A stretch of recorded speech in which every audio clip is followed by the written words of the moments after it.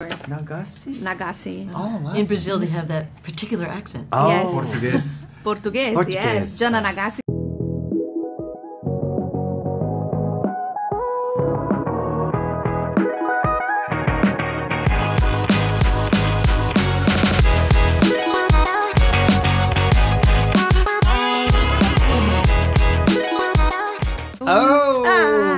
Hello, Christopher, Tommy, Gedde.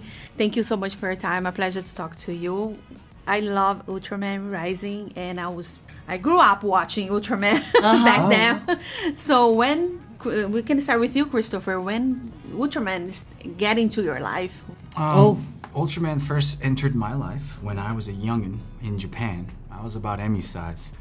A baby kaiju, and I saw on the television in Japan, I saw Ultraman, and that's when I first was introduced to him. I came to America and kind of forgotten about it until I read the script, and I was like, this is Ultraman. Yeah, yes it is. And for you, Tammy? For both Gedde and I living in the United States, Ultraman was only shown on PBS or maybe on the Japanese channel, not on American channels, and maybe once in a while in a Japanese movie house with the American or the English subtitles. So Ultraman was that first time we got to see a superhero with an Asian face, and so that was very, very impactful. But having been, not seeing ourselves when we were little kids, but now that Ultraman Rising is this kind of example where, people who look like us can be superheroes and save the world as well. Yeah, it's so beautiful. Like I watched it, I was like very emotional in some parts, and everything else. Like, what do you think people are gonna learn with like this movie, especially you, Tamlyn, because your character is has this mom kind of a voice. I love that. And then what do you think the people are gonna learn with the movie? The kids are gonna learn that even though Mina is the AI character, she's not a human being. That she's always trying to connect. She's always trying to connect Kenji back to his father, Kenji's to his baseball team, doing the best he can as Ken Sato, superstar for the Yomiuri Giants. Oh my goodness. Let's go. But also as what it means to be a superhero. I mean, what it means to be caring for his neighborhood, for his nation, for the world, and protecting and to serve others rather than himself. And I think that's a very, very universal story. It's not just Japanese, it's not just American, it's not Brazilian, it's universal. Yeah, it's very universal.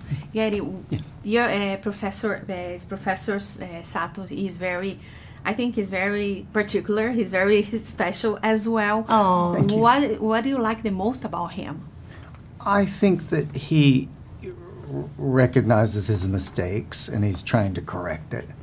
That's probably my whole life, period. So I can relate to that.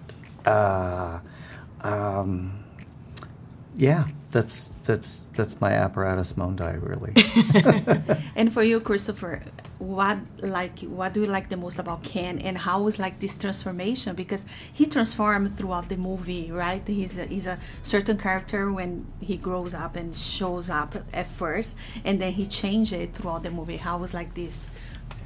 I think that's a great question.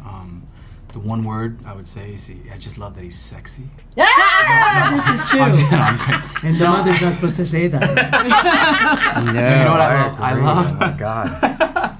I think they did a great job designing this thirst trap of an animated character. He's gorgeous, he's amazing, but it is that he does have that character arc, the development, the progression, and that's what I love. The character arc, going from selfish to selfless, and becoming an amazing parent, and actually an amazing superhero as well.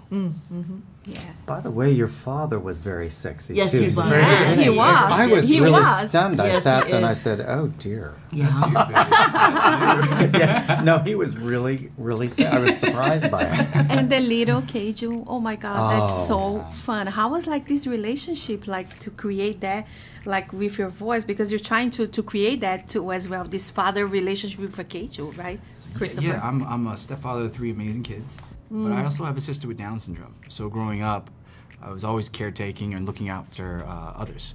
And now that I'm an adult, I'm still loving and caretaking and trying to be guidance. So it's easy to yell at children in my... No, I'm just kidding. No, bad joke. No, no, it's it easy is, to guide and direct and parent. So that was very easy for me to kind of step in that role of being a a role model in a sense.